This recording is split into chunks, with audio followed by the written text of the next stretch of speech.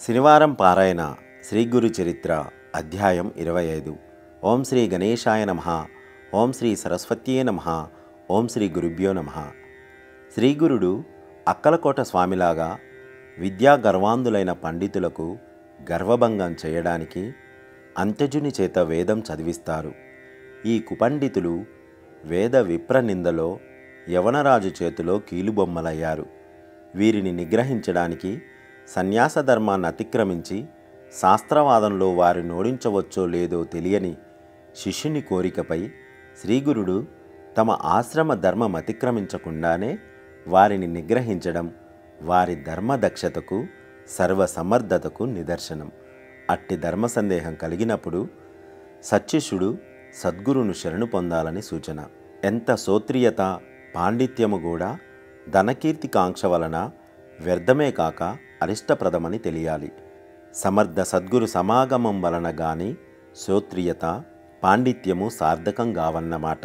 అంతేకాదు, నిజమైన సద్గురు భక్తుడు సద్గురువు కూడా దుష్టులెంత రెచ్చగొట్టినా కూడా తామే ప్రమాణమని పలికి ఋషిప్రోక్తమైన శాస్త్రమే ప్రమాణమని చెప్పి దానినే సామాన్య సాధకుల వలె శ్రద్ధతో పాటిస్తారు.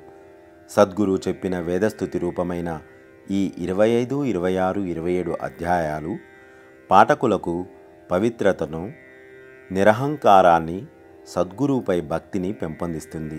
కథా ప్రారంభము. అటుపైన శ్రీగురుడు చేసిన దివ్యలీలను వినిపించమని ప్రార్థించిన నామధారకునితో సిద్ధముని ఇలా చెప్పారు. ఒకప్పుడు వైడూర్య నగరంలో ఒక ముసల్మాను పరిపాలిస్తుండేవాడు. అతడు హిందూ మత ద్వేషి, ఎంతో కఠినాత్ముడు. అతడు తన రాజ్యంలో గల వేదాంగ పారంగతులైన పండితులను నిర్బంధంగా తన దగ్గరకు రప్పించుకొని తన ఎదుట వేదమంత్రాలు చదివించి వాటి అర్థాలు చెప్పమని శాసిస్తుండేవాడు.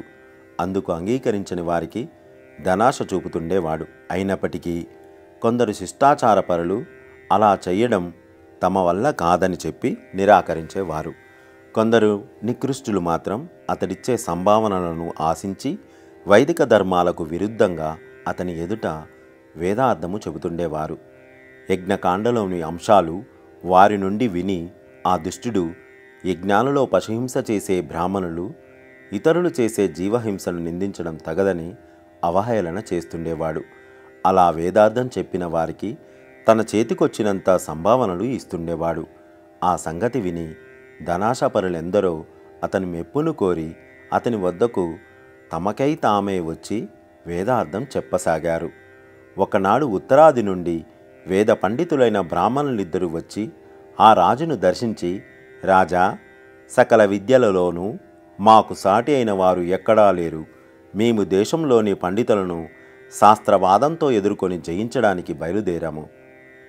మీ రాజ్యంలో మాతో వాదించగల విద్వాంసులు ఎవరైనా ఉంటే పిలిపించండి, మా ప్రతిభ నిరూపించగలము అన్నారు.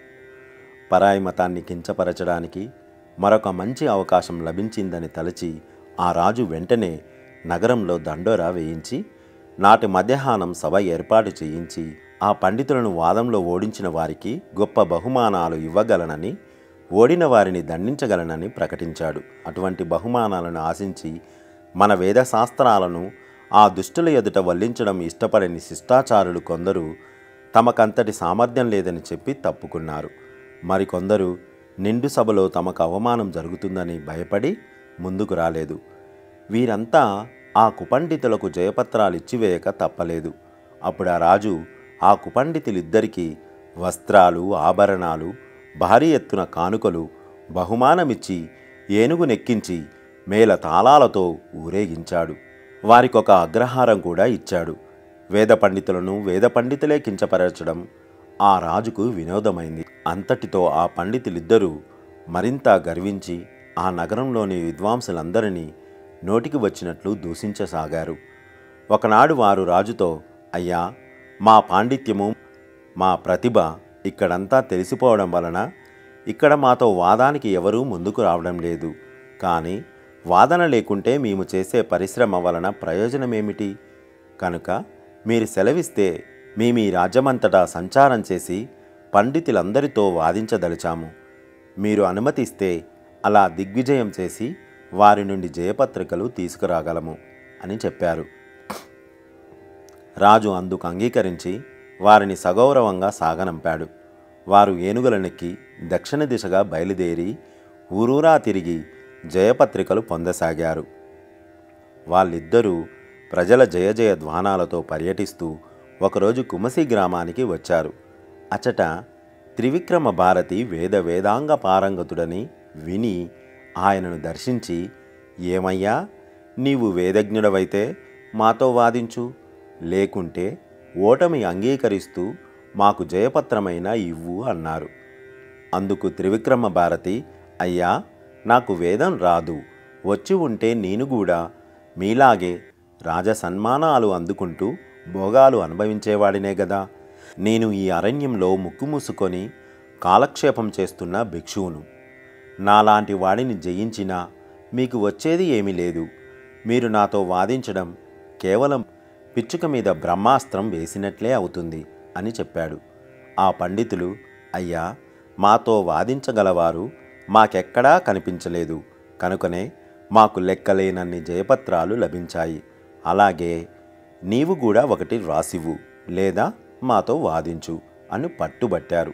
అప్పుడు ఆ సన్యాసి, వీరికి గర్వం తలకెక్కింది, ఒళ్ళూపై తెలియకుండా సాటి పండితులందరినీ నిందిస్తున్నారు.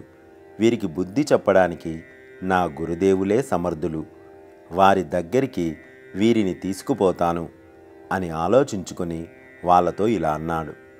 పండితోత్తములారా, నేను స్వతంత్రుడను గాను. గంధర్వపురంలో మా గురుదేవులున్నారు. వారి ఆజ్ఞ తీసుకొని మీరు కోరినట్లే ఆ రెంటిలో ఏదో ఒకటి చేయగలను. మీరు కూడా నా వెంట గంధర్వపురానికి రండి. అందుకు ఆ మదాంధులు అంగీకరించి గంధర్వపురానికి బయలుదేరారు. త్రివిక్రమ భారతి వినయంతో కాలినడకన వెళుతుంటే ఆ దుష్టులిద్దరూ ఏనుగు మీద కూర్చొని వెళ్తున్నారు. సాధు సత్పురుషుల వద్దకు అలా వెళ్ళడం వలన ఆయుక్షీణమవుతుందన్న శాస్త్రవాక్యాన్ని కూడా వాళ్ళు లెక్క పెట్టలేదు. గంధర్వపురంలో మఠం చేరుకున్నాక త్రివిక్రమ భారతి శ్రీగురునికి నమస్కరించి ఆనంద బాష్పాలు కారుస్తూ గద్గద స్వరంతో ఆ కుపండితుల సంగతి విన్నవించి, పరాత్పర, గుడ్లగూబ సూర్యుని చూడనట్లే అజ్ఞానాంధులు మెరుగలేరు. మీ చేత వారికి హితం చెప్పించడానికై వారినిక్కడికి తీసుకువచ్చాను. ఈ మదాంధుల బారి నుండి నన్ను, వేదధర్మాన్ని కాపాడండి. మీ ఆజ్ఞ కోసం వచ్చాను. మీరేది చేయమంటే అది చేస్తాను అని ప్రార్థించాడు. వాళ్ళు, మా కాలం వ్యర్థమైంది, ఇతడు జయపత్రం ఇవ్వడు, వాదభిక్ష ఇవ్వడు, మమ్మల్ని ఇక్కడికి తీసుకువచ్చాడు కనుక మీ గురు శిష్యులలో ఎవరైనా ఆ రెంటిలో ఏదో ఒకటి చేసి తీరాలి అన్నారు. శ్రీగురుడు నవ్వుతూ ఆ దుష్టులతో ఇలా అన్నారు. అయ్యా, మీ వంటి వేద విధులకు వాదించడం వలన కలిగే ప్రయోజనం ఏమున్నది? వాదంలో సాటి విప్రులను ఇలా పరాభవించినందువలన మీకు కలిగే లాభమేమిటి? ఎతులమైన మాకు జయించడం వలన వచ్చే గౌరవము, ఓడినందువలన చిన్నతనము ఏమీ కలగవు. అటువంటి మా వలన మీకేమి ప్రయోజనము అన్నారు. అందుకు వారిద్దరూ, అలా అయితే ఇంతకు ముందటి పండితులందరూ ఇచ్చినట్లు త్రివిక్రముడు కూడా జయపత్రం ఇవ్వక మమ్మల్ని ఇక్కడికి ఎందుకు తీసుకువచ్చాడు? కనుక మీ ఇద్దరిలో ఎవరైనా సరే మాతో వాదానికి రండి, లేకుంటే జయపత్రమైనా ఇవ్వండి అని పట్టుబట్టారు. అప్పుడు శ్రీగురుడు నవ్వి, అయ్యా, వేదం సంపూర్ణంగా తెలుసుకోవడం బ్రహ్మాదులకే సాధ్యం కాలేదు. వేదాలు అపారమైనవి. అటువంటప్పుడు వేద విధులమని చెప్పుకోవడం విర్రవీగడమే అవుతుంది. ఈ జయపత్రికల వల్ల ప్రయోజనమేమున్నది? మా మాట విని ఇకనైనా ఇలాంటి ప్రగల్భాలు మానండి అన్నారు. అప్పుడు వాళ్ళు రోషంతో, అయ్యా, మా సామర్థ్యం తెలుసుకోకుండా వ్యర్థంగా మాట్లాడవద్దు. మేము సాంగోపాంగంగా వేదమంతా నేర్చుకున్నాము. మమ్మల్ని మించిన వారు ఎవరూ లేరు అన్నారు. ఓం శ్రీ దత్తాయ గురువే నమః. శ్రీపాద శ్రీవల్లభాయ నమః. శ్రీ నృసింహ సరస్వతి నమః.